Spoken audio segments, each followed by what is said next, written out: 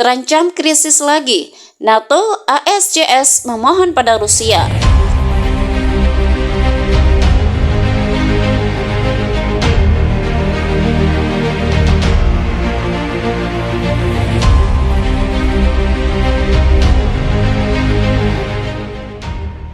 Hai halo sobat jelajah militer, PBB, NATO, Uni Eropa, dan Amerika Serikat serempak mendesak Rusia membatalkan keputusannya untuk menarik diri dari kesepakatan ekspor gandum Ukraina melalui Laut Hitam.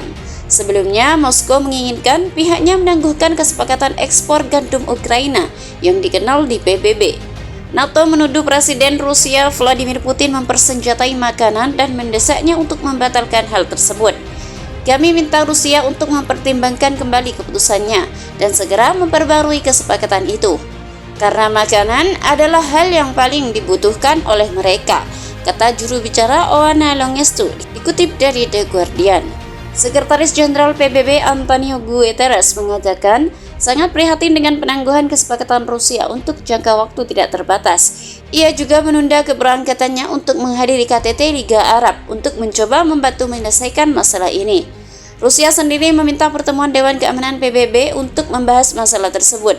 Uni Eropa juga mendesak Moskow untuk berbalik arah. Keputusan Rusia membahayakan rute ekspor utama biji-bijian dan pupuk yang sangat dibutuhkan. Sementara itu, Presiden AS Joe Biden menyebut langkah Putin benar-benar keterlaluan dan akan meningkatkan kelaparan. Menteri Luar Negeri AS Antony Blinken juga menyesalkan penangguhan tersebut. Sebagaimana diketahui, kesepakatan ekspor gandum melalui Laut Hitam memungkinkan Ukraina untuk mengangkut lebih dari 9 juta ton biji-bijian dan komunitas bijinya. Sementara Rusia diizinkan untuk mengekspor makanan dan pupuk dan membantu menurunkan harga pangan sebesar 15% dari puncaknya pada Maret lalu. Namun akibat keputusan Rusia, Kementerian Infrastruktur Kiev mengatakan bahwa 218 kapal sekarang diblokir secara efektif di pelabuhannya, di mana 22 kapal dimuat dan terjebak di pelabuhan, 95 dimuat dan berangkat dari pelabuhan, dan 101 menunggu inspeksi. Kesepakatan gandum akan berakhir pada 19 November, dan Rusia telah berulang kali mengatakan bahwa ada masalah serius dengan hal tersebut. Ukraina menuduh Moskow memblokir hampir 200 kapal untuk mengambil kargo biji-bijian.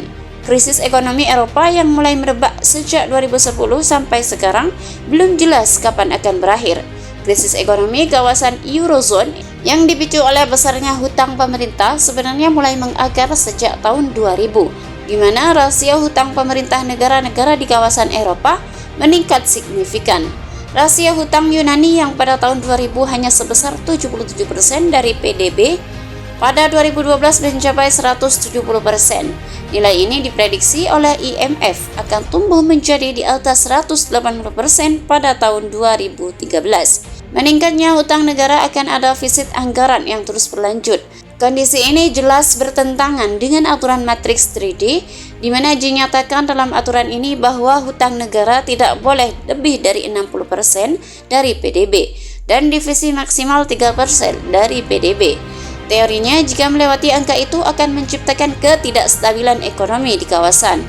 Parahnya lagi, negara-negara lain di kawasan Eropa seperti Irlandia, Portugal, Italia, Spanyol, bahkan Perancis juga mengalami kondisi yang hampir sama. Rasio hutang Irlandia terhadap PDB saat ini mencapai 103%, padahal di tahun 2000 hanya sebesar 36%. Begitu pula dengan Portugal, di mana rasio hutang pemerintahnya mencapai 113% di tahun 2012 dan diprediksi oleh IMF akan mencapai 119% di tahun 2013. Besarnya hutang negara di kawasan Eurozone membuat Yunani, Portugal, dan Irlandia kesulitan membayar hutangnya, sehingga menimbulkan krisis ekonomi Eropa. Para pemimpin Eurozone telah mengambil langkah-langkah untuk menyelamatkan kawasan tersebut dari krisis hutang. Bagaimana pendapat Anda? Silahkan tulis di kolom komentar.